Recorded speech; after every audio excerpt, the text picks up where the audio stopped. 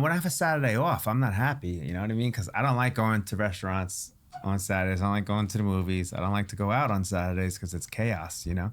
You want to go to Trader Joe's or something, it's insanity. So I want to be working on a Saturday. So I enjoy working Fridays, Saturdays, you know, Sundays. But then I also do like corporate events, which happen during the week. Charity events happen during the week. Podcasts.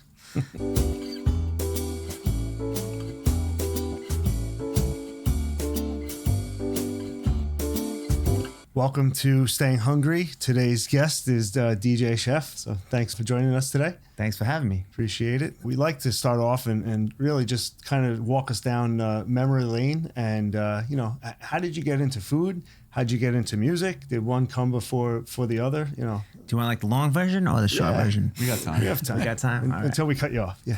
All right. Yeah. I was really into music, you know, growing up in Long Beach. You know, I had the Boombox and I was making all the tapes and the CDs and all that stuff. And then for Christmas or like the holidays, I kept, you know, I grew up with my grandparents. My grandfather was a rep for Sony. And, you know, I was just begging them for the turntables. And I got a set of turntables, you know, when I was 15, taught myself how to DJ, buying all the music and stuff. And then I just started dragging them to our house parties, you know, in high school. And I was known in Long Beach as, you know, the DJ in town, and people started paying me to do like their occasions and stuff. Made up my little business cards, and then the local hangout in Long Beach in the West End asked me to DJ like on the weekends. So I was DJing Thursday to Saturday, doing some of their parties. What place was that? It was called Gary Owens. It was right up the block from Chauncey's. Okay. So Chauncey's is like the famous bar on the beach in Long Beach back in the days and stuff. And then, you know, I went on to DJ like all those bars. And I think I was one of the first big DJs down there. And what were you playing? Mostly hip hop then? Yeah, I brought the hip hop and freestyle into the bars. It was all classic rock. Because this is what? In the 90s. Yeah. Right? Yeah, Late 90s. Yeah. Gotcha. Yeah, and then, you know, dance music came about. So, I don't know, the bar owners liked the crowds, but they didn't like me because they were dancing. You know, that wasn't what they were used to in the bars at that time. You know, they're like, there's one particular owner, he's like, they're dancing, they're not drinking, you know. But, yeah, we turned that place upside down, but I set, you know, kind of the standard down there. Then all the places had DJs and dancing. So that was like Thursday. Like my big night was the Thursday's ladies night. I really like blew it out of the water down there. And then, so that was like Thursday, Friday, Saturday. And then during the week, you know, I had nothing to do. I went to school in Nassau. I didn't really know what I wanted to do. And, you know, I was kind of into the music scene, being a DJ because, you know, I had this talent at DJing. So I tried to keep busy during the week. I got a job with a caterer in Allen Park, this place called Rocco's. And they made the fresh mozzarella and all that stuff. I was working in the deli, and then I started cooking. And then I learned how to cook. And the owner saw that I had a little skill for it. And she was like pushing me to go to culinary school. She's like, you know, leave that DJing alone, go to culinary school, get a career for yourself. And I was like, yeah, right, whatever. And I kept doing the same thing, you know, coming in late, hungover, you know, and just going through the motions. And then I don't know, maybe, you know, I had a bad weekend or I just felt like I needed a change. And I just showed up at New York Restaurant School, no research, you know, how like this kids researched the heck out of the profession and the school and everything. Searching. It was New York Restaurant School. I think they had commercials on the TV at the time. I just showed up. You know, and boom, I got my apron, you know, the chef toque, the tools, and I don't know, it kind of gave me a little direction that I needed at the time, maybe. And I was gung-ho about it. And I took a Help Wanted flyer off of the billboard, the Help Wanted board there. I got a job right away at Time Café downtown. I knew nothing about it once again. And, you know, I'm working every station. The chef is kind of like, you know, mentoring me. And I did a special. My first special ever was a dessert taco. I took the flour tortillas, I fried it up, made the little like shell, little cinnamon sugar on it, ice cream, vanilla ice cream, and I made a tequila-laced fruit salsa. So I wanted to see what the reactions were from the guests. So I go out in the dining room. There's like Madonna, Russell Simmons, John Kennedy Jr. coming in the rollways. Couple actors, big names. Yeah.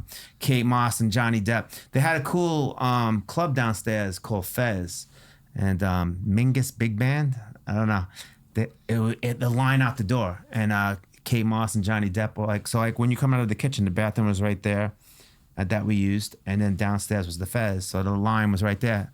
Boom, I walked out of the kitchen, Kate Moss and Johnny Depp right in my face. I was like, yeah. Wow. So Johnny Depp says, oh yeah, I missed you. And then on my first catering gig, I did a fruit platter for Johnny Cash. After that, I was just hooked on the restaurant business. I was like, this is exciting. You know, I wanted to learn every station, everything about it. I went on to work at Matthews for Matthew Kenny. Did you graduate from culinary school? Yeah, I graduated, ended up doing my externship at time Café. Okay. So it was cool, yeah. And they hired me. And then, I went on to be the sous chef for Bobby Flay. So I was working at Matthews, 63rd and 3rd. Bobby Flay was taking over the old Mulholland Drive across the street. And, you know, the sous chef at the time, my buddy Matt Scully, who actually got me in there, he was like, yeah, you know, there's no growth here for you. You know, Bobby Flay's coming across the street. I'll get you an interview. I think that's a good move for you. I was like, okay, boom. I had the face-to-face with Bobby, you know. He beat me up on the salary. He says, yeah, you work for me, you can work anywhere. I was like, all right. You know, I was like. You believed it? Yeah. I mean, it was a great experience opening the restaurant. Sure. It was not insane. Great there, yeah. But you know what? I was more of like the chef de cuisine, you know, because there's usually two sous chefs that run the place. So one sous chef is more like the culinary, and then the other one likes doing the ordering and like he just gave me a disc. He's like, here you go. I had all the vendors on there and like, you know, some rough pars, but I didn't really know. And I was under a lot of pressure. I was expediting lunch and dinner, 400, 500. So I was like mentally spent. And I was like 10, 12 days before I got a day off. What years were those? 2000. Early 2000s. Yeah. So after that, I was kind of burned out on the restaurant business. So I found out about corporate dining, which I didn't know there was such a thing. So I went to work for Sodexo Marriott, and they ran all the corporate dining facilities in Manhattan. So I worked at some big companies, Pfizer. My main account was McCann Erickson until they closed, but it was great. It was Monday to Friday. I get in there at 7. We shut it down after lunch, 2:30, and I had the weekends free. So what was happening was the executives, you know, they liked my food. They were like, hey, you know, can you come to the house and, you know, cook a dinner for us, a few couples? So I was like, yeah. So I was like, kind of like, you know, re-energized, and, you know, I got the juices flowing again. I came up with my knives and my menus, you know, and it was like in the Melville area, Woodbury, kind of North Shore, Long Island. It just kept snowballing. But you know what I found out quickly with the dinner parties, it was just like, you know, all right, you know, throwing the wine, you know, and just kind of hanging out, chit chat. And I was like, you know what's missing here is the music.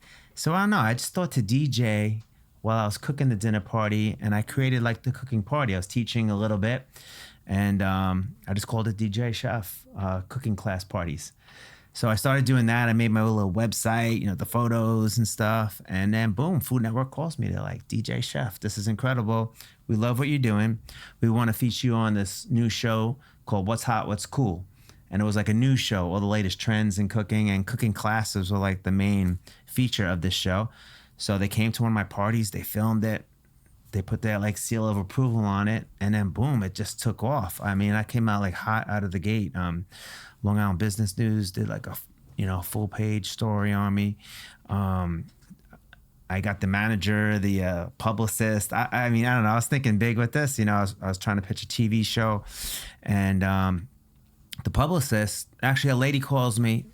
No, actually before that, I got called by ABC News, and I did another like little segment. They came to a party similar to the Food Network thing, talking about the parties. And then a woman calls me. She's a book publisher. She's like, I do all celebrity books. You need a book.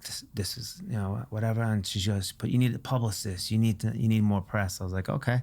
So she hooked me up with this girl, Jamie Krause. It turns out to be Joan London's daughter. Okay. So now she has like, you know, she was like doing publicity for Crowbar. It was like a big club in Manhattan at the time. So now she's getting me into all these parties and stuff. And then David Cetera, who's like, does that Say Yes to the Dress? David Cetera does he has like a lot of wedding stuff. He's a celebrity event planner. He did Catherine Zeta-Jones and Michael Douglas's wedding. Okay. He had this show called The Party Planner, and I think it was on Discovery Channel at the time. So she got me to do a whole episode of DJ Chef, like coming out party, and we filmed it, and it was an hour long. Right when the reality show hit, boom, I did that. And then I did MTV Spring Break with Lindsay Lohan hosting. It was like a MTV Spring Break special. And then just all these TV shows and news stories and stuff. And it was incredible. So what was happening then was like all these companies and big events were calling me to do like an event for like 100 people, 1,000 people. So I changed the format where I DJ the event and serve up a little tasting. So now I could do that anywhere. And I have like a stage show where I do this fun little cooking show with the music. And I did an event in Dubai for like the week. You know, wow. It was a Crate and Barrel anniversary party at a mall in Dubai. You know, the malls are huge there. So they flew me out, Emirates. I did a hot and spicy food festival in Toronto. International houseware shows with Ergo Chef. Actually, I linked up. I did an event for them at their store, and they did Guy Fieri's knives. So they're like guys doing the houseware show.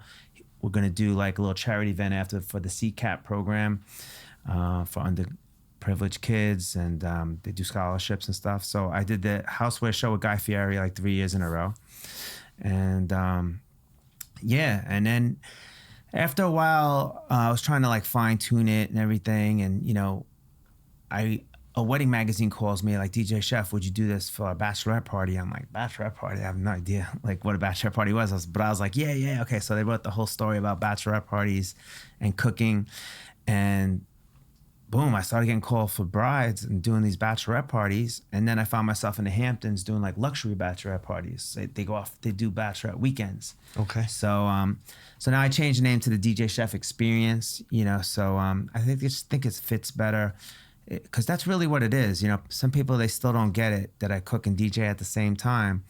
And, you know, what is it? It's an experience. So the name now is the DJ Chef Experience. And, you know, I have formats for the bachelorette parties. I do a lot of adult birthday parties, the 40th, the 50th, the 60th. And then for corporate events, food festivals, trade shows, you know, I DJ, create the excitement while I'm cooking up a little tasting. And going back to Ergo Chef, I have my own knife and cookware collection with them. You know, it's called the Hamptons by DJ Chef, where it's like you know, the industry quality grade meets like the home luxury. So it's like restaurant quality, but it has like that little luxurious feel to it. These handles pop right off. You know, you could stack the pans up nice. These are sold? Yeah. DJchefkitchen.com, and it takes you right to the page on Ergo Chef. And then, that's on my page then. Very cool. Yeah. And most of the events are here on Long Island, or are you traveling a lot? Yeah, the private parties are mostly here on Long Island. You know, it's the adult birthdays. I do a lot in Jersey also. Around Long Island. Yeah, and then Hamptons. I mean, it's busy during the season, but I'm kind of out there year round at this point, you know. And this year I started working with Dan's Papers. They do all those food festivals, Chefs of the Hamptons, Rosé Soirée. I did all their events this year.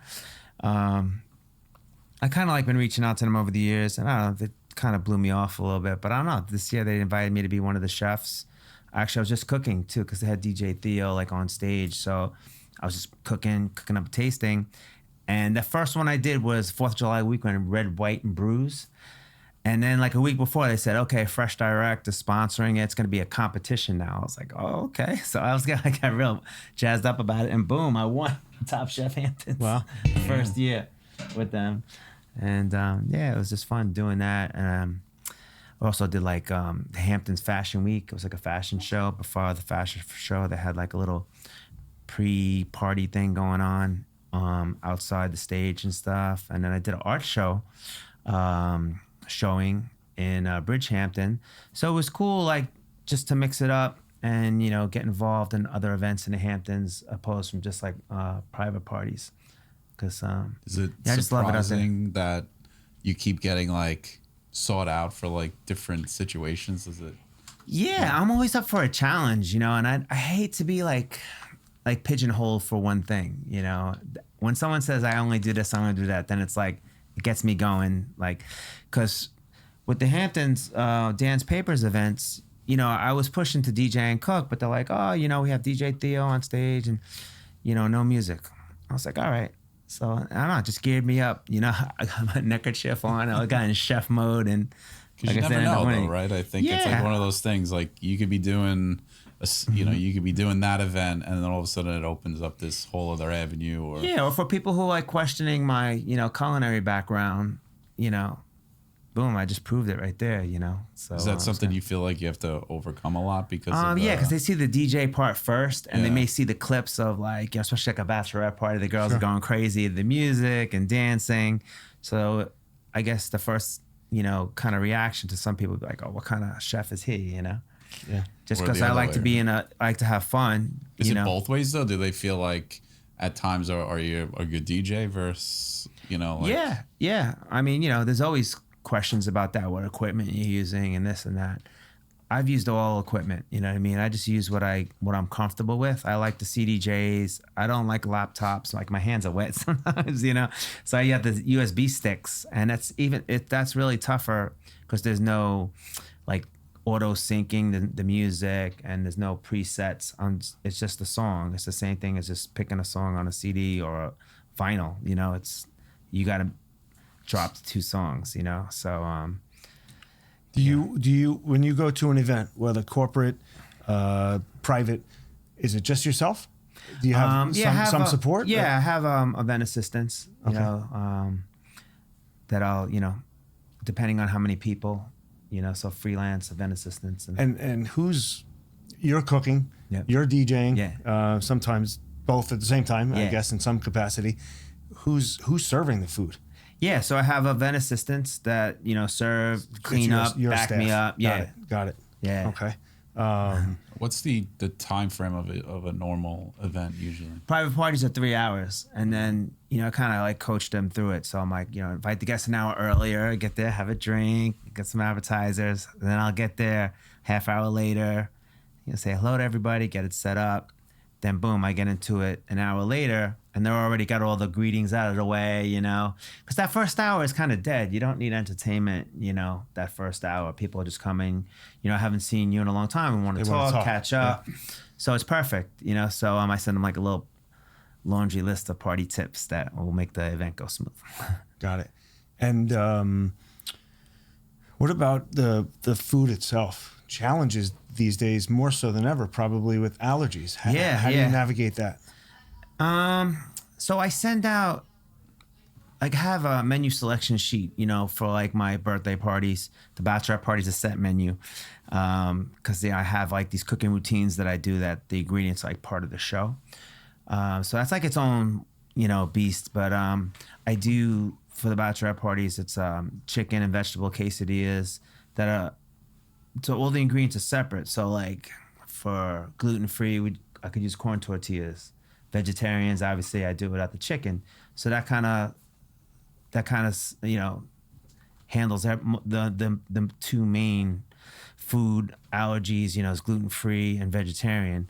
I mean, sometimes you get some crazy ones, dairy-free and gluten-free. I mean, it's tough, So in that case, maybe I'll just do it without the tortillas. Do it more like a salad, because like the sides are like Spanish rice, mixed green salad. I do black bean tomato salsa. I have a couple of sauces. So I mean, like, that menu is really good to like accommodate all those food restrictions. As far as with the adult menu, I have just like a menu select sheet of like the greatest hits, just like no like oddball ingredients, all familiar flavors that people like. So in that case where, you have a lot of allergies and stuff, they do their apps, and they also bring in like other foods. Like I'm not one of those chefs that gets offended if other food shows up, what I mean? Like if you need grandma's meatloaf, hey, serve it up, it's all good, and a lot of my clients, they like to have like their charcuterie boards, platters of sushi. So you have those other things showing up, and I think that kind of helps, when you have allergies and stuff. So if my main course, didn't really fit the bill, like, they have some other options as well. So the host, they know in advance what to expect. I mean, I guess it's tough when you have like 40 people. Do you really know how many allergies there are? Yeah, well, like the people that have the crazy ones, I think that they know, and like they just eat minimally at these events because it's not just the food with me. They don't invite them. Birds. Yeah, it's not really just the food with me. You know, we're dancing, we're singing, we're drinking. Yeah. So, you know, a lot of times I do like all like ladies events. You know, like 40th birthday, just the ladies. You know, like 40 ladies, and they're just picking anyway. So do they ever jump in with you to either cook or do the music? In that's some what capacity? I do. That puts it over the top. I have this really fun high energy cooking routine of my dessert that I do. It's called the Chocolate Banana Dream. And, you know, I interview them on what kind of cooking skills they're working with, what's your signature dish, just to break the ice a little bit. Then I get them cracking the eggs, you know, one hand, left hand, two hands at the same time. Then I get them whipping it, and I'm playing the diva, whip it good. Everyone's clapping along, cheering her on and stuff. You know, I'm pouring the milk, and I have this little move. I go over their head with the milk. You know, so you want to kind of make it entertaining. And then we actually bake this dessert, and later on they're like, wow, we made that. It's so good. You know, so all these things together is kind of what really makes the DJ Chef experience different than anything else. Nice. Do you find it's like, what's the mix? Like, obviously, the women parties seem to be top of it, but like, do you see like couples, or do you get any guy, like all guys? Yeah, all guy parties have called me in the past. It just, I don't know, it just never works out. You know, guys are pretty simple. You know, like bachelor party, they'll do like golf or, you know, Vegas or something. One time I just sent them my party assistants, and they were like, you know, hanging out with them, helping. I don't even know what they were doing, serving appetizers and just, you know, hanging out with them. But yeah, you know, guys are pretty simple. Like the females really plan out the decor and the themes, and you know, I'm amazed every time with some of these themes and, you know, extras that kind of show up at these all-girl parties. Do you think this is like something that has become more popular, like coming out of COVID, like staying in the house, having the party there, where, you know, I would say back in the day, right? Yeah. 5 years and longer, it was always like, all right, Vegas, bachelor parties were always out, restaurants, nightclubs. Now it seems Fly like somewhere. Now it seems like people are bringing it in. Yeah, I was busy in COVID. I really didn't stop working. You know, I had my truck, you know, with the system. I had the microphone. I brought the dessert, and I made all the props with the signs, and we did these little parties on the lawn and stuff. So it was on the lawn, backyard, front yard, and then we were back in the house. But yeah, I don't know. I just think, like, you know, the Gen Z is a different character. I'm learning. They don't like emails. You know, they want to text everything, and have to change, you know, the way I present my information now. I'm working on that, you know, just like a PDF link, you know, they could send the link out. But yeah, I just think, you know, they don't really drink and party like prior generations. And they rent these Airbnbs, like these luxury Airbnbs. They wanna utilize it. You know, don't have to deal with any elements. They can dress more casual. Sometimes we do like, you know, pajama parties and stuff, or they wear like themes, Taylor Swift theme, and they're all dressed like different Taylor Swifts and stuff. And these are women. Yeah. The bachelorette parties. Yeah. I hope so. Yeah. No, in the sense, I didn't know if, like, you know, maybe your reference like for their kids, but the girls, yeah. Have you done so kids like, parties? what's great, like when you're doing a yeah. party, you know, that's not out in the public, it's in a private space. They can do these things, you know. They can dress up, dress casual, or, you know, costumes or whatever it is. So it's, I mean, no, it's impressive. It's very well thought out. They make like these little itineraries. They print them out, you know, of everything that they're doing for the weekend. They'll go out one night, but they won't.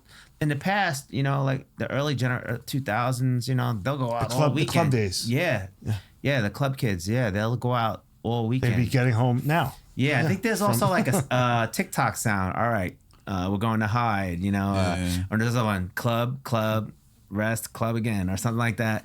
And this generation now, they're more into, you know, experiences, you know, hence the name of the DJ Chef Experience. They want to do things and, you know, a little more constructive than just, you know, reckless parties. Not many places, especially here. Yeah. I mean, in the although city, our parties do get a little crazy go, sometimes, but, you know, they are learning how to cook. Yeah, well, here on the island, after dinner, there's not a ton of options to go out. I mean, that's outside of a normal bar. You know, there's no nightclubs. There's, you know, it's non-existent now. And I try to tailor it so it really is special for the honoree, whether it's a birthday or a bachelorette party. I do like these little routines and stuff, and I have little skits that I do, like if it's a little dead or whatever, that I do that shines the light on the honoree. So I think they appreciate that, and that's what kind of, sparked the popularity in it. Do you ever get brought in to do something with a charity event in some capacity? Yeah, I do a lot of charity events. I've been doing the Marty Lyons Foundation for over 10 years for their celebrity golf. I do like the cocktail hour after they're done with the golf. They usually have appetizers and drinks and stuff. So I'm DJing the music and I'm serving up a little dish, for the cocktail hour. So I've been doing that for him over 10 years. I also do it for John Stark's foundation, and who's with the Knicks, and Victor Green, who is also a former Jet, for his golf outing. I've worked with American Heart Association, the Heart Ball, and the Go Red for Women. I've been doing that for a lot of years. I think I've done pretty much every charity online at some point. That's awesome. Yeah. Is there any that are near and dear to you? Some of those charities? Yeah. I do like Marty Lyons Foundation personally. He helps kids that are terminally ill and gives them one last, I don't want to say last wish, but he grants a wish for them. So that's great. And he's been doing that ever since he was on the Jets, in the 80s. So it's pretty incredible how long he's been doing it. Yeah. And, he's pride and, he's true to it, and it's great to see these kids, when they get that wish granted and stuff. It's nice. Nice to be part of. We were saying, do you do kids parties at all? Yeah, I actually created a little trend with kids parties, the in-home mitzvah. And they go to the Hamptons and they do an overnight, a sleepover. I do my DJ chef experience, cooking with the mitzvah kid, a dance party, and then for that I have dancers, and we had the party. We do pretty much the same as the birthdays and the bachelorette parties, same kind of format, but obviously we do it for kids and their music and stuff, and it's fun, and then they'll do a sleepover and some other activities and stuff. And the party itself is being hosted where? Inside the house? In the house, yeah. These are big houses. Yeah. I mean, most of the Airbnbs in the Hamptons are nice. They have the pool, they have the playroom. There's one particular house that they keep renting in East Quogue, and they keep referring it to each other. You do one group, it's 20 kids, that's 20 families, so they keep, snowballing it. Pretty cool. Yeah. On Food Network, you were on the show Cutthroat Kitchen? Yeah, Cutthroat Kitchen. And you won it. Yeah. What was that experience like? That was great. They called me. So I must have tried out or auditioned for another show or a couple other shows that I didn't get. I auditioned for Food Network Star. I went pretty far in that. I thought I was going to get selected, but I didn't. And they just called me. They said, we're doing this show. We're looking for out-of-the-box chefs. It's going to be a little different from everything else. We want you to audition. Boom, boom, boom. I got it. Then I found out it was Cutthroat Kitchen. So it's kind of like Chopped, but it's harder because you get sabotaged. So they'll take your knives away. Or, you can't cook with heat for 20 minutes. All these crazy sabotages. So it's that much harder. And yeah, I just went in with the thought that I'm winning it. I just came in, I'm going to win. And so what was different also is they gave you the cash prize first. So they gave me 50 grand. And before you start cooking each round, there was 3 sabotages that came down. You can't cook with salt. So everybody gets to bid on it so they don't get it and you can give it to somebody. So I was spending money. I think I paid $15,000 for a can of Chipotle's. It was fish tacos. And I'm like, I need some spice. I need some punch on this thing. So I paid $15,000 for Chipotle peppers. That was crazy. But and it's funny because the one guy who got bumped out that round, his taco was just a mess. I could have got sabotaged with 20 things. Nobody was gonna lose to this guy. But you didn't know the show. There was nothing to go on. It was the first season. Yeah. But it was great. I could do that every weekend. And that really shows your skills as a chef. Your tomatoes didn't show up, or something's going bad, or you just have to adapt and make it work. So I have a lot of restaurant experience, obviously, and that's where it comes in, you know. Could you ever imagine being back in a restaurant in that capacity, like full time, not doing your chef experience? People ask me all the time, you know, your food's great, why don't you open a place? But, you know, I know what it takes to, you know, run a restaurant. It's tough, man, you know. And I feel like when I started out being a private chef, all my restaurant buddies were like, oh, this guy found the way out of the kitchen. You know, they hated me. You know, it's now tough. they want to co-host with you, right? What? They want to like co-host with you, like yeah. Well, Yeah, now that they see a bachelorette party video, they'll go by like, you know. Do you feel like that, like we were talking about nightclubs and stuff like that here on the island, do you think like that could be something that you could get back in? Because it's obviously you're fulfilling a need, right? Of marrying the food and the music and the entertainment that I just don't feel really exists for a certain age group also right now. Like, absolutely. You know, could that be of interest to kind of go and open something that's more tailored around like music and food than just like a bar situation? Yeah, the only way I would do it if it was like a financially backed project, like not a little project where it's just me and, you know, like it would have to be like some investors involved where we had enough money to do it the right way, get the right staff in there. And you know, it's not all on me, you know what I mean? Bring in good sous chefs, you know, and design a space that, you know, would be conducive to that. You know, it's open kitchen, you know, and bring in event planners that can create, you know, events. Kind of like how Eric does it over there at 317. Yeah. He's got a nice... He has the restaurant up front. Yeah. And then the banquet area in the back. Stage, and there's video, a stage. Yeah, video screen back there. Something like along the lines of that, but maybe like, you know, more of a Tao kind of design space, you know, something like that. I could see it, but you guys should collaborate on something. Yeah. Well, those, like, it seems like I've seen, especially with the kids, right? Like, I see, like, these places that do, like, you know, Alice in Wonderland type an event of, like, the food and the experience and the music. And they did, I know the guys in Long Beach did Taylor Swift experience, type of Swift thing, you know, where, you know, there's pretty big popularity for it. But yeah, we're in the social media generation, so I think everything has to be, like, Instagrammable now, you know. That's why you're seeing all this crazy food now. It's like burger, mac and cheese, you know, soft egg. Who's outdoing? You know, like, you got to outdo the next guy. Type of thing. Yeah, and you know, it's just not even cooking anymore. It's just like, you know, I call it Instagram food. You know, it's just too many ingredients and garnishes, like these Bloody Marys. I saw one with a whole lobster in it. Yeah, like they serve it in like something a small that looks car like on this. some of them. Well, who was Mike was saying that from I think Pantano's a few weeks ago that we had on. Yeah, he's like, you're watching the guy making this like chicken cutlet hero, and he's like, there's like 8 pieces of chicken cutlet on, and he's like, the guy's gonna lose money on this. They cut it in half. They stack it. It's the same thing. Yeah, they fold it open. Yeah, and it's like, how much can you charge for that without just losing money? Yeah. Same thing. I think it started with those shakes. Remember the shakes? Like, you know, with all the toys and all stuff on it and stuff. And now this place in Long Beach at Bricks and Bali does it. I mean, they do it good, but I think that's where it started. The skyscraper shakes. They got the candy on the side of the glass and all this stuff. It takes like an hour. It becomes an experience. Yeah. But except for the you don't need a pastry chef for that. Yeah. You need a shovel to clean it. Yeah. I think the pastry chef, that's a tough job now. Like, I don't know, because like all the desserts are real simple. They just have a lot of things on it.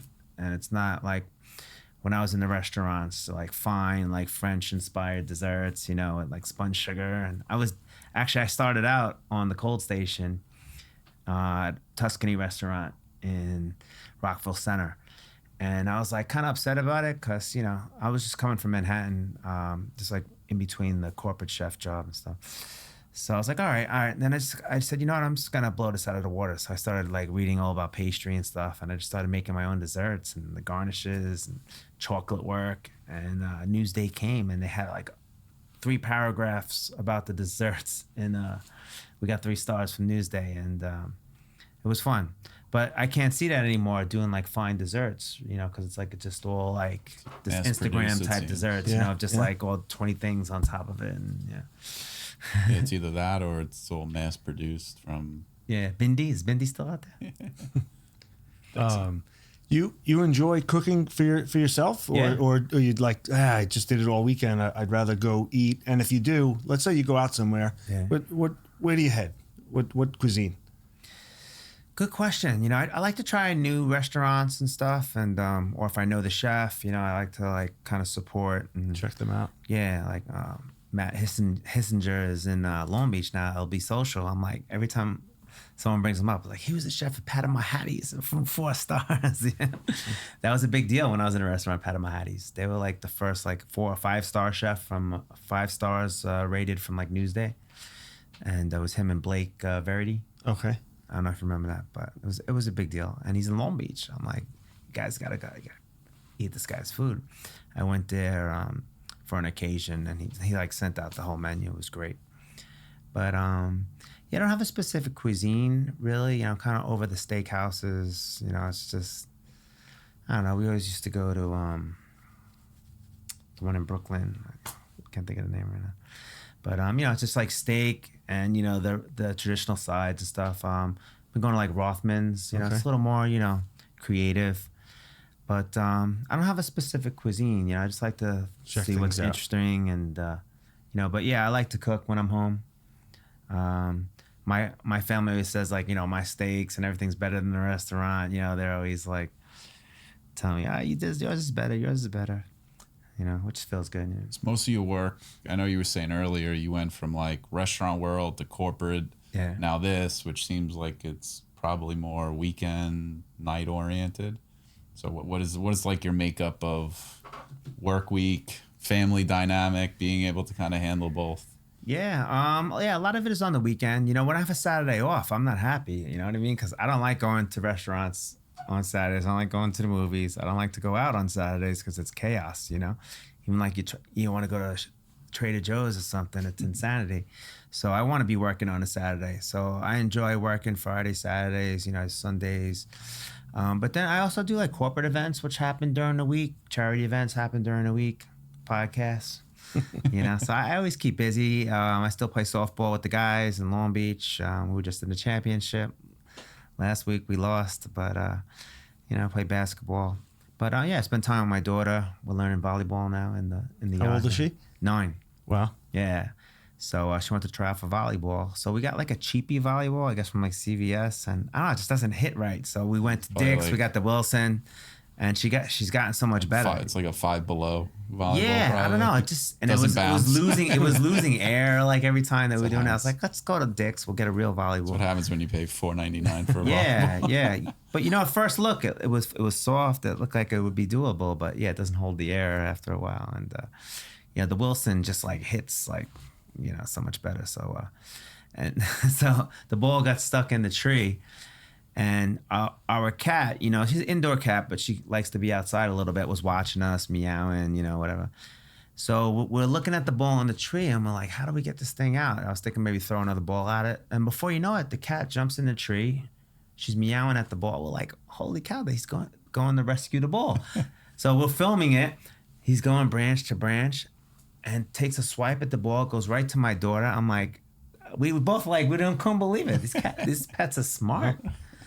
I got it all on video. It's great. There you go. Yeah. Pretty cool. What else does your daughter do? Any other sports, or is that like? She's an artist, like incredible. She has a little YouTube channel, and she was just doing like random artworks. But then I don't know, she got into making these dragons, and she does like a little video with them. She has like 15,000 subscribers. She makes the little base. And then she makes the sides, and then she just makes all these different themed dragons, and she has like a little show that she does. It's pretty incredible. Wow. Yeah. And what is it, 9 years old? She's in what, 3rd grade? 3rd grade, yeah. Wow. Yeah. It's amazing how they've picked up on technology. We say the same thing. His son, it's like everything's about having a YouTube channel. Yeah, at least doing it for like, you know, still like on, you know, something constructive, you know, like, you know, showing off her art. But I've been getting her to work with me also, because we started cooking like during the COVID. We were making the desserts for the drive-by parties that I was doing. She was making them with me, and then I brought her to one charity like food and wine event. It was Chefs for Children for like the Tiegerman schools, and she was gonna like be my sous chef. So they had this little trophy on this table for all the chefs that were cooking. It was like a little chef hat. And she did it with me, so I gave it to her. So now she kind of expects these trophies. Like every time she works with me, she has 18. Wow. All lined up on her dresser. I took her, Hamptons. I mean, it's just setting the bar pretty high. Yeah. Yeah, but if it makes a little motivation, certainly. And she's cooking. So when we cook, she has a little menu that she'll bring over. She has a restaurant. It's called Fancy Sunshine. She made a sun on the menu, and it says "Eat like there's no tomorrow." She has the menu, the prices, and a little thing for the tip. So she makes the scrambled eggs, the hash browns. She brings it over, the drink, and she gives me the check. I have to put the tip in there. Following in the footsteps. Yeah, it's great. What is what's that on the end table? Is that spices? Oh, so I got the cookware, and now I'm getting back to the spices. That was the first thing I ever did was spices with Tony Spice over at International Spice House. Okay. In Hicksville, and I don't know, people were just kind of asking me for something. Yeah, smell that actually. That's not the bottle. It's kind of like a prototype, but that's the spice blend. So I call that Firehouse Flavor. It's kind of like almost like a Cajun with a little smoky, smoked paprika. Pretty cool. And it's good for like everything: steaks, chops, chicken. It's like a little bold, like all-purpose seasoning. But I'm gonna have like a steak and chop flavor, poultry flavor, and seafood flavor. So I'm excited about that. Where do you see the brand in the next 5 years, I guess, based on where it's been, where you're at now, and where you're going? Yeah, that's my struggle, how to scale it. Because right now it's about me and like my performance. So it's kind of like a crossroads for me. Do I trust someone else to go out and perform a DJ chef experience? Or I was thinking, the DJ chef experience is booking me, but then you may not need a whole DJ chef experience. Maybe you just need the food and the music. So I can send like a chef and a DJ and just provide them, with that service. So it's something I'm thinking about, Florida. Everyone's, I know a lot of people down in Florida. Like, why aren't you here? You could be doing 10 times the amount of, business. Why do people say that? 10 times? Because it's nice all the time, yeah. Okay. I think weather. And I know people that are doing things on boats, Imagine doing my thing on a yacht. That could be pretty cool too, especially like the bachelorette parties. So, I have a lot of ideas. I have to talk to, have a meeting with a guy who does like scaling and, exit strategy. Just, he has like the whole 9 yards as far as, helping businesses scale. So I want to have that conversation and just see what the options are, financially and the numbers and how to make it work. Do you see seasonality in your business at all? Like, is there a fluctuation from winter to summer? Yeah, I'm thinking, maybe be in Florida in the winter, come back here for the Hamptons season. I don't know. I have a lot of ideas, because it definitely slows down in the winter. Holidays, Thanksgiving is slow. Is that something have like people, do you try to leverage it all the holiday season? Like Friendsgiving is like, it seems like everyone does it now. Yeah. It's like you have to like say no to more of these Friendsgiving parties, but that's like a cool twist. I would think like of a way I did just book one. Yeah, there you go. Yeah, and I started booking the holiday parties. Is that someone's home? Yeah, somebody who wanted to do like a birthday. It didn't work out, so they want to do a Friendsgiving. So I like the Friendsgiving because it's more of like my style of party. It doesn't have to be turkey and like a Thanksgiving. Like Thanksgiving Eve used to be Yeah, Thanksgiving Eve in the club. Yeah, biggest party night of the year. I don't know. These kids still do it? I don't think so. I don't think so. Right? They do something. I mean, kids like everyone's back from college, right? Is that right. that why? I think it's they head to a bar. Yeah, I think it's just a straight bar. I mean, there's these kids now. I mean, when they don't drink like us or like how we used to. No, well, that and it's just the odd. What's available isn't even there anymore. I mean, we used to have here. You had like Glow or Mirage. True nightclubs. Bridgeview. I mean, and in the city they had Posh City, And in the city they had like. I mean, you still have the city. Yeah, like the city still has it, but a lot of people, say even. Now we're old, but I mean, I'm not trekking into this. Restaurant venues turn into that's what they like music, the gastro club vibe. It's not a club per se, but I mean because they don't dance anymore, right? Really, I couldn't. Right? Not really. They're just like doing this with their phone, and Yeah, I mean, or like this. That's right. Yeah, it's extremely different. Drastically different. But I guess time will tell if. Once again, that's good for me. Like with my younger set, like it's mostly bachelorette parties. I do a lot of 30th birthdays. They want to, just chill at the house, and that's my, sweet spot is like doing these because it's parties in fixated, houses. right? Yeah. I mean, I've talked to friends of mine of where they say, even when they go out, if they go out with their wife or their girlfriend, it's like you go to dinner, but then there's like nowhere to go really, right? So because it's like, how do I continue the experience, right? Like if they bring you in, at least they're going to eat, and then they could be like, all right, at least we have something else going on that's like driving the entertainment that doesn't make it where it's like it's the end of the night already. Yeah, well, that's why I've been called in to like spice up these like food and wine festivals or charity events, because I'm bringing the food, the music, and they just like my energy. Like I said, I'm into it. I'm not just like going through the motions. I'm like trying to project my energy and get everybody kind of moving and grooving, so to speak, and that's what kind of sets me apart, maybe from just other people that look at it as a job or, just go through the motions. And when you do an event, you kind of, I would imagine, like start off a little slower, right? People, no, right into it. Yeah. So like for a bachelorette party, I get there and they're already doing their thing, doing their pregame and whatever it is. So I have an intro that's kind of like the Bulls entrance song, and I have like some voiceover over it. DJ Chef, drop the beat, down. Then I hit them with a high energy song. Yeah, I don't want to give away all the secrets, but it's a high energy song, and then boom, it's on. Got it. Yeah. So. Play a couple how songs. long does an event last? My in-home parties are 3 hours. Okay. But like I said, I suggest that they start the party an hour earlier just to, get all the greetings out of the way, all the niceties and all that stuff. So when I get there. Does anybody keep you like longer? Like I was saying, just like the food's over, but we want you to continue like keeping the vibe going with the music. So I structure my schedule I give them the party times. So I have a 1 to 4, which is like the day party. 5 to 8 is like pregame party, and then 9 to 12 is like prime time party. So, if it's a 9 to 12, they could go overtime, just like a flat rate to DJ, keep the party going. So it's tough to do those overtimes with the other party times unless there's nothing else booked afterwards. Yeah. Yeah. So in the Hamptons, you could bounce around, do 3 parties a day. People have asked me to do a 4th one, an early one at 9 o'clock. And I'm like, a brunch one? Yeah. One girl was very persistent. I was like, all right, I'll do it for you. And that was the most fun party of the day at 9 a.m. They were like, still up from the night before? The bride did like a stage dive into her girl. They probably didn't go to sleep. I was going to say in the old days, they were maybe just getting home. That'd be the after party. That true. I think the girls were actually from Long Beach, Rockaway area. So I was like, all right, makes sense, They know how to party in Long Beach.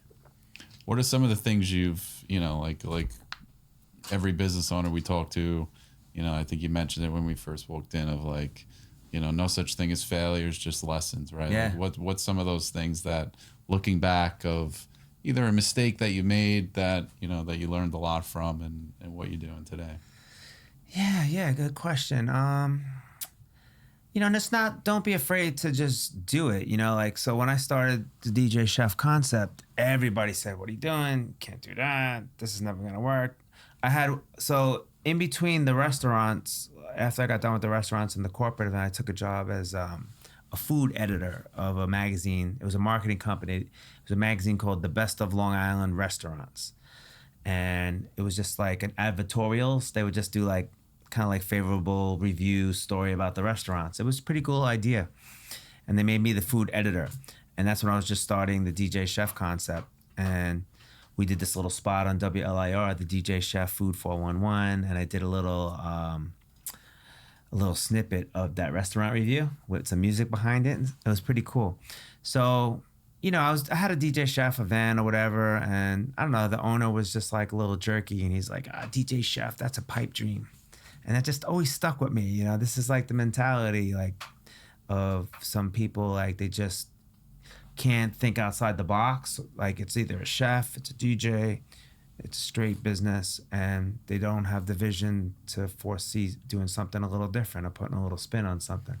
So that was always a driving motivational thing for me. So could that put a damper on it and say, oh, maybe he's right. I mean, you know, maybe it can't work out. But I don't know. I saw it. I saw it happen. I knew it was a need. I knew it was different.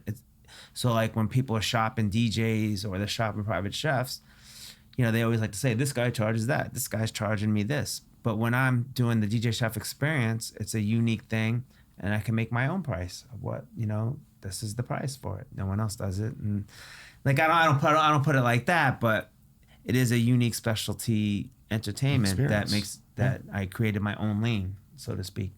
And, you know, there's some other, like, you know, restaurant owners that, you know, kind of like one was like stealing my ideas and wasn't giving me any credit. Like all these little things I just kind of use instead of like putting a damper on my aspirations. I use it as motivation and just to help me, you know, prove them wrong or whatever the case is. You ever find like someone younger than yourself reach out to you and kind of ask about your experience of like music and food and maybe pursuing one or the other or both?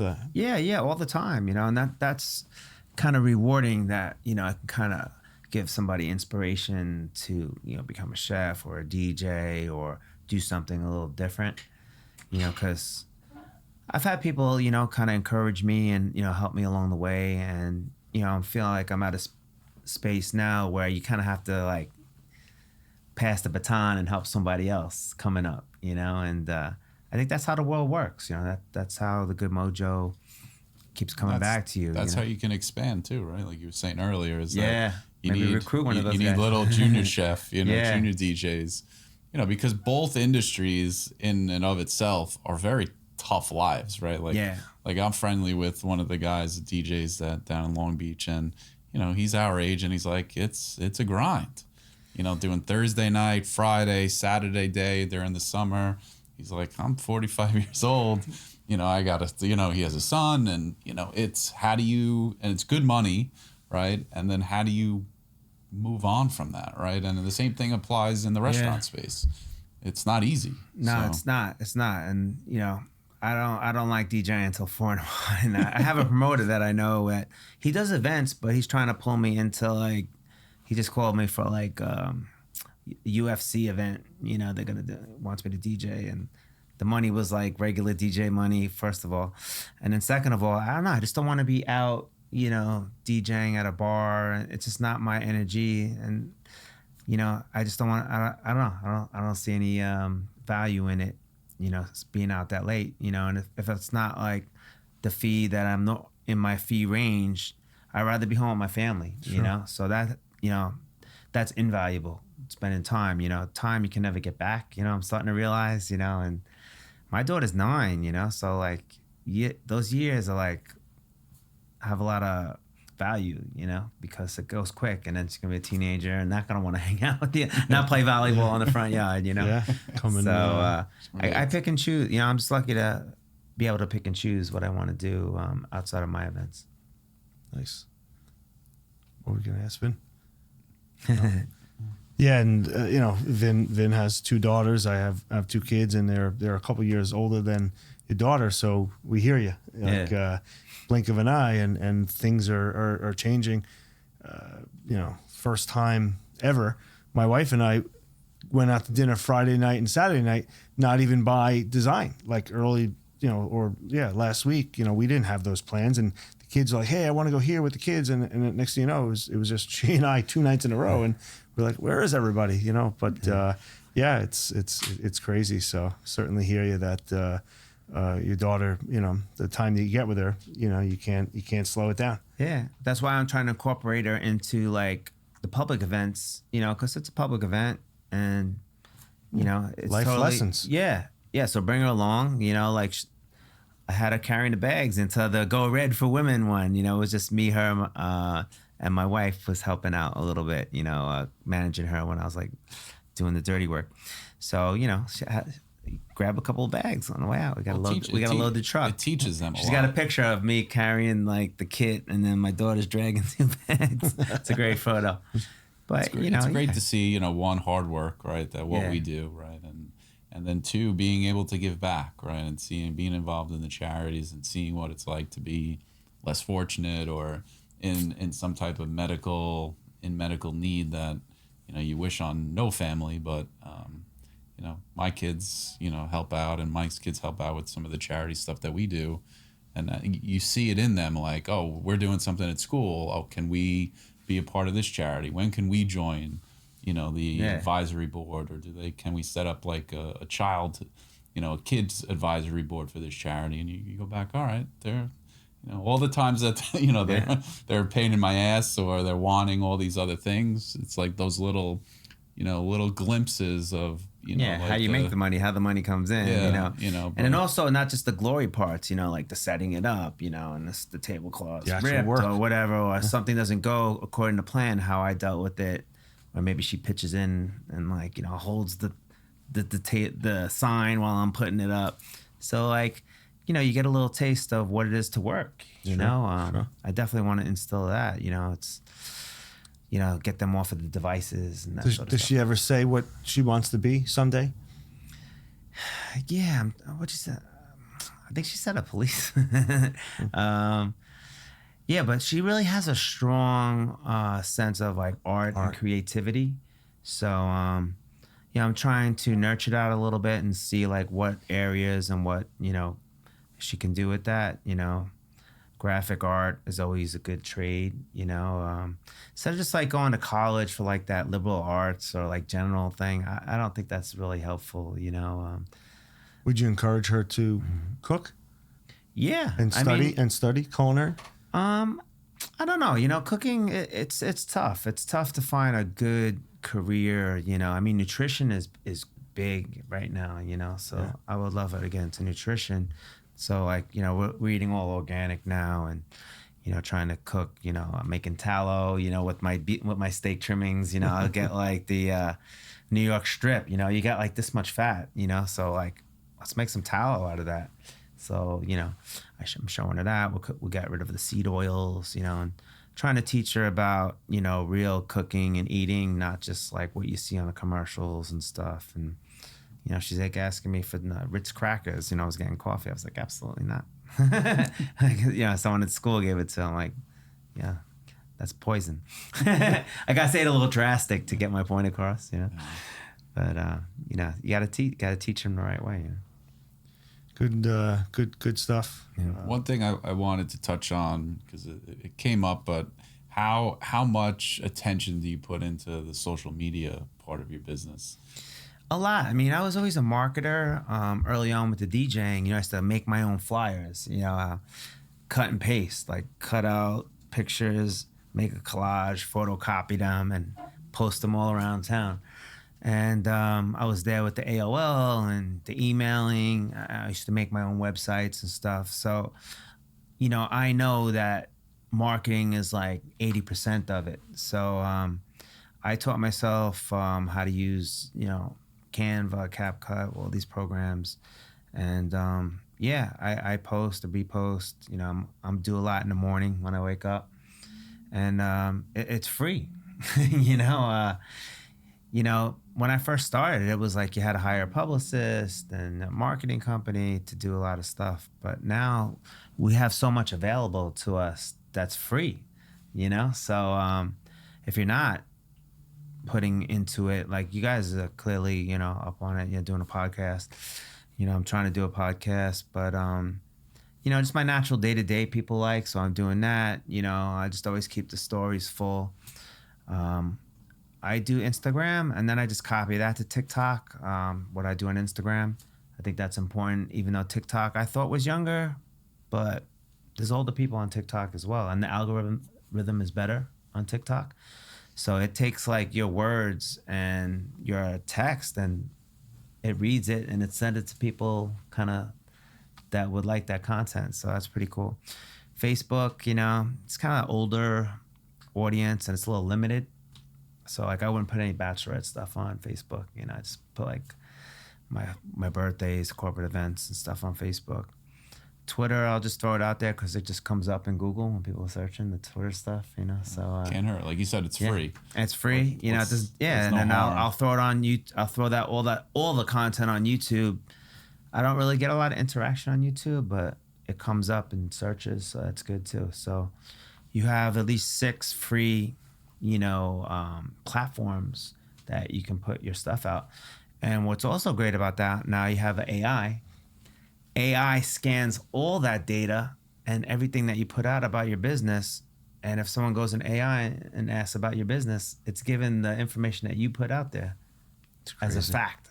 Yeah. Has anyone seeked you out where it didn't make sense to do the event because it was just too far? Or will someone fly you out somewhere to possibly do that? Yeah, I mean, so I get calls from all over. And I kind of tell them that, you know, for a smaller party, it's as far as I could drive. I'm going to New Hampshire for a bachelorette party on Friday. I agreed to it. I mean, it was a bigger one, you know, I think 19 girls. So, but it's 5 hours each way. I'm just boom, boom, coming back because I have 2 parties in the Hamptons on Saturday. Okay. So, busy weekend. Yeah. And, you know, I'm doing that. That's driving. But for corporate events, the food festivals, yeah, they fly you out, and that's just part of the deal, you know. And it's cool. You get to see the local, you know. So if the budget is right, you know, I'll do it on a weekend. A lot of corporate events happen during the week, which is great. But I'll make a weekend out of it, you know, see the city, try some of the food, you know. Nice. Any celebrities hired you? Yeah.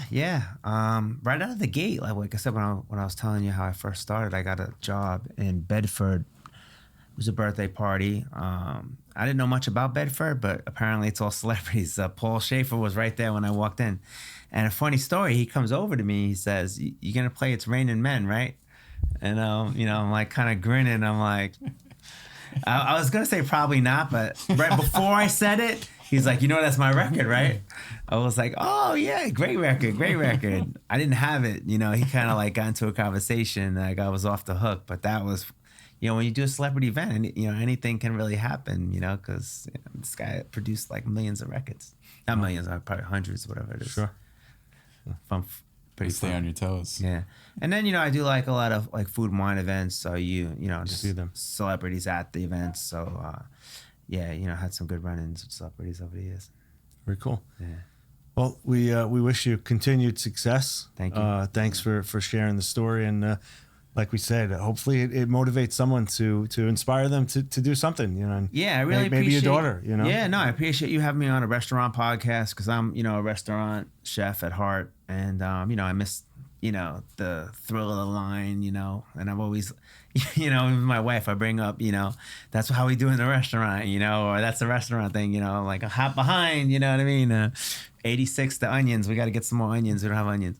So like, I'm always bringing that up, you know, cause it just wants you know, a restaurant person, that's just its own breed, you know? Mm-hmm. And, you know, watching The Bear, you know, getting like, you know, PSTD from watching that, you know, stressing me out, you know, but, yeah, you know, and, you know, hopefully my story can inspire somebody that's really got restaurant burnout, that, you know, there's other things you could do, you know? Yeah. Especially in a private chef field. And Vin and I are toying with an idea of like some sort of like charity fundraising event. So maybe we could do something. Yeah. I'll host it for you guys. It'd be fun. Have a little cook-off or something. That's another thing. My wife's always like, "You should do your own event." You know, I was like, you know what it takes to pull off one of these events? It's a lot. Mike's wants you to play Raining Men. Though. What? It's Raining Men. Hey, the girls still love that song. I'll still drop it on for the right crowd. But yeah, appreciate you coming by. It was great hearing your you. story, and much more success. And you can go to djchefkitchen.com and buy this beautiful cookware collection, you know, for that special someone. It's pretty cool. So those handles come right off. All right, let's do a quick demo. Yeah, that's it. So what's great about this, you know, it has, like I said, it's restaurant quality with that Hamptons luxury vibe to it. So, you know, you could pop these off. It's a beautiful handle. And then you could stack them up and store it, you know. And then when you're cleaning it, it's a lot easier too. So it's not like And the same- like these my cabinet that has like the handles the are going leaning every which tower way. of pots. And then these are ergonomically correct, the balance. And if you're doing a lot of cutting, you won't get like that carpal tunnel thing going on. They're made by Ergo Chef, and like I said, they do Michael Simon's knives, Guy Fieri's knives, and now my knives. Yeah, awesome. You're in great company with that group. Yeah. No, they're nice guys. It's two brothers out in Connecticut. Very nice. And it's like well thought out, and that's why I was happy when we collaborated on this. Awesome. Yeah. All right. Thanks Thank for you. coming. DJ Chef out. DJ Chef out.